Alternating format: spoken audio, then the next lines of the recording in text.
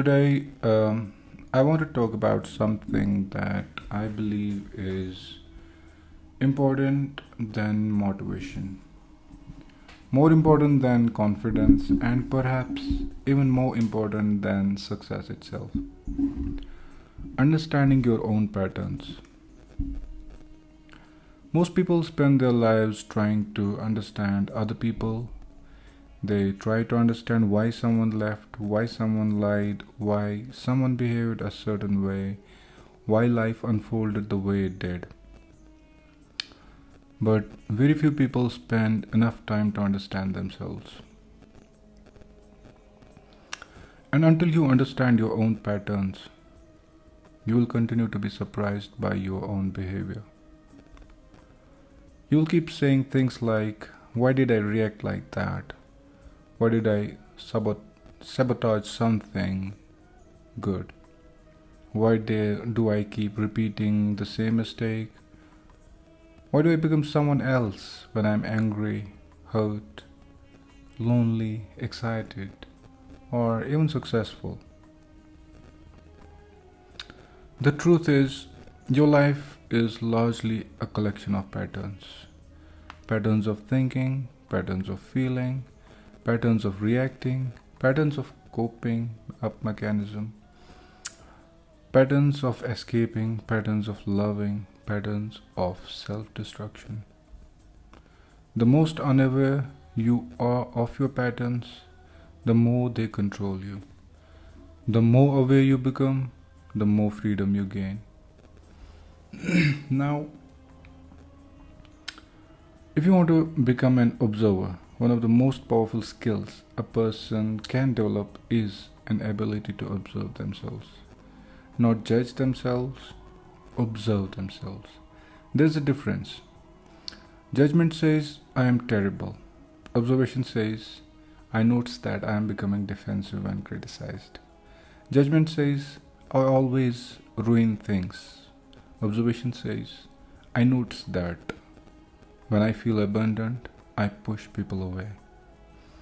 Observation creates understanding, judgment creates shame, and shame rarely changes behavior. Awareness does. The goal is to create a small gap between what happens and how you respond to it. Someone says something hurtful, a feeling arises. Before reacting, you notice it. That tiny space is where wisdom lies. That tiny space is where growth begins. The quality of your life is often determined by the size of that gap. The gap between impulse and action. The gap between emotion and reaction. The gap between being triggered and responding. Many people think that the problems only come during difficult times, but that's not true. Both highs and lows can deceive you. When you are low, everything feels hopeless. A victory feels meaningless, good news feels insignificant. You become convinced that life will never improve. You start making permanent decisions based on the temporary emotions. But then there are highs. When you are riding a wave of confidence, success, excitement, or validation, you can become equally blind. You may underestimate risk. You may overpromise. You may become impulsive. You may assume every decision is brilliant simply because your mood is elevated. Some people destroy their lives in their own lows. Some people destroy in their highs. The emotional state changes. The danger remains same. Never make a major decision solely based on how you feel today. Feelings are real. They are not available, not reliable guides. When you're low, your mind becomes poor narrator. Everything filters through pain. You remember failures more than success, losses more than victories, rejections more than acceptance.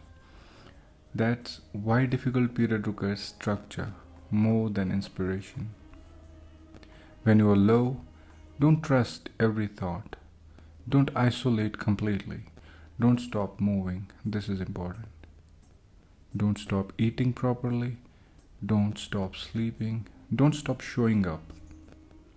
You may not be able to perform at your best, but you can still maintain momentum. Sometimes survival itself is a progress. Sometimes the goal is not excellence. The goal is simply to keep moving. Because motion prevents emotional stagnation.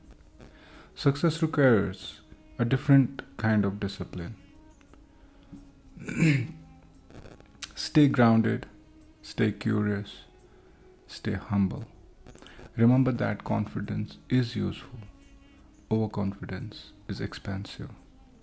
Enjoy your victories, celebrate your progress, but never stop evaluating yourself honestly.